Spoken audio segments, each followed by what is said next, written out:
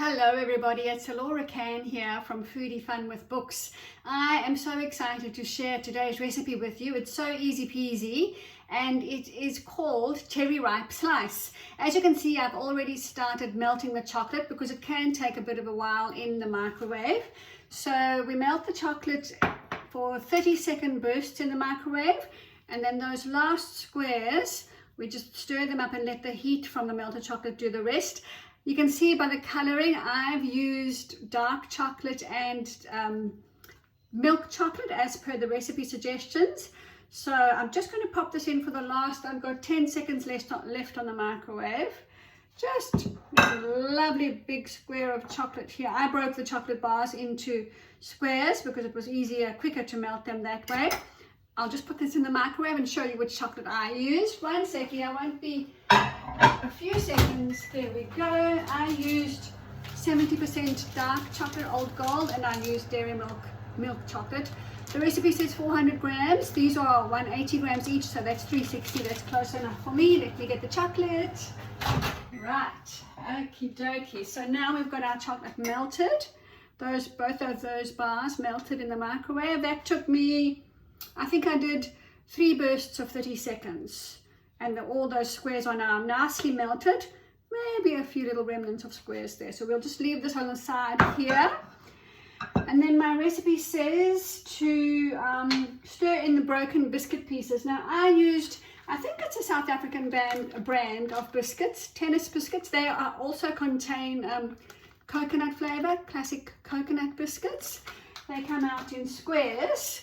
So I like my baking quite chunky, so I literally broke these into quarters, just like that. So now this recipe says I can push in these biscuits and stir them into the melted chocolate. I'll just bring the chocolate into view here. There we go. Yeah.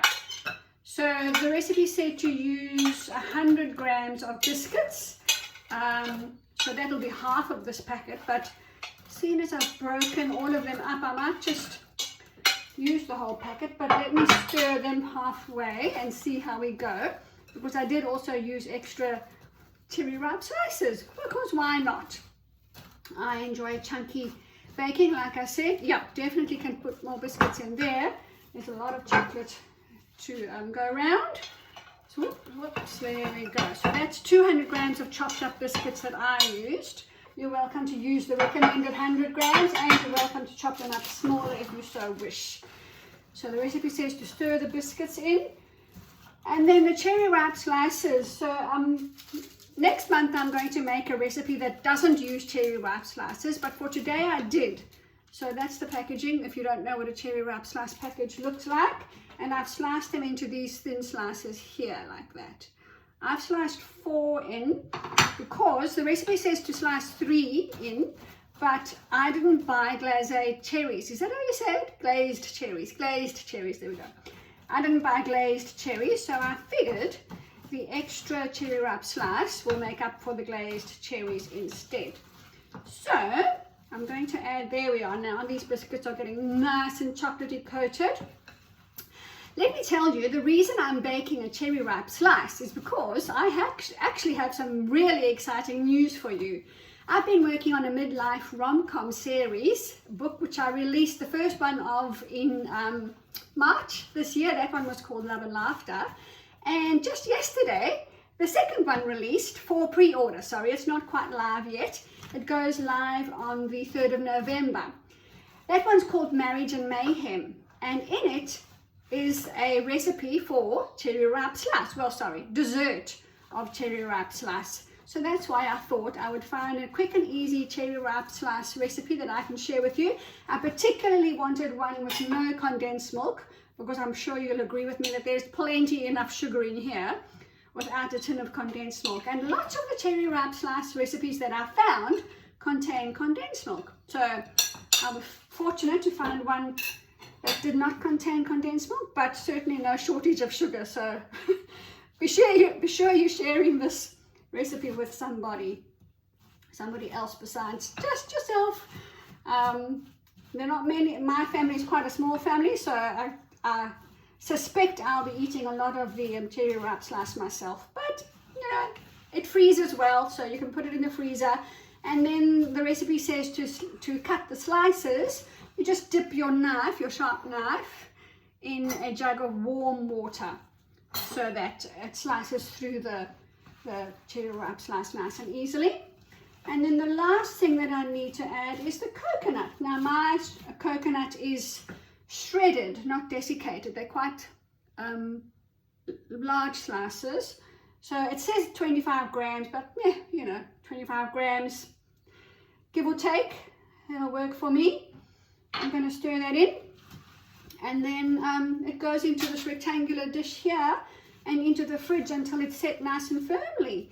How easy is that?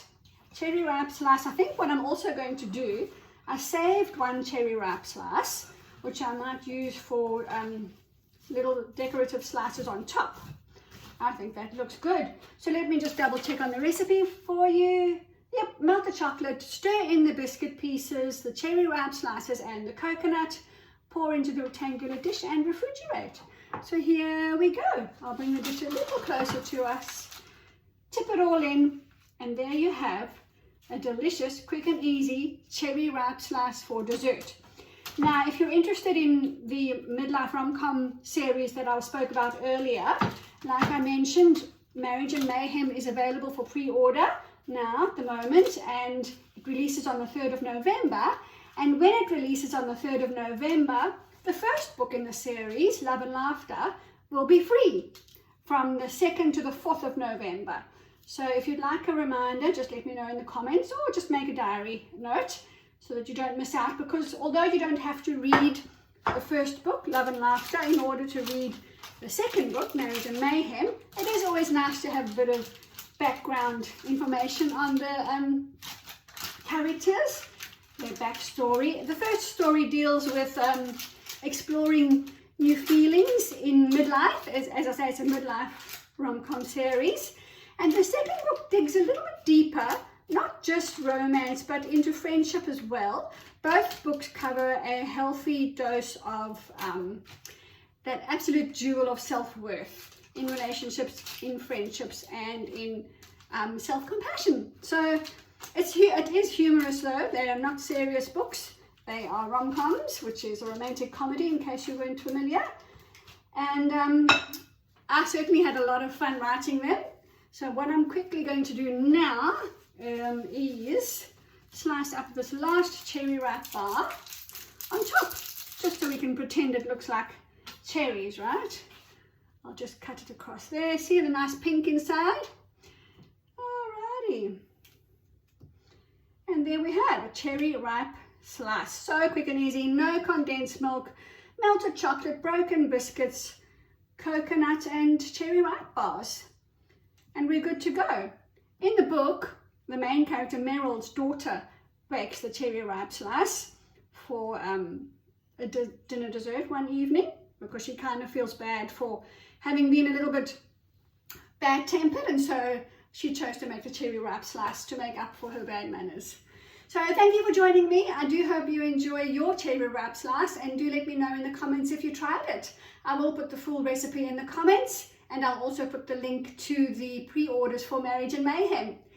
Thanks for joining me. Bye for now.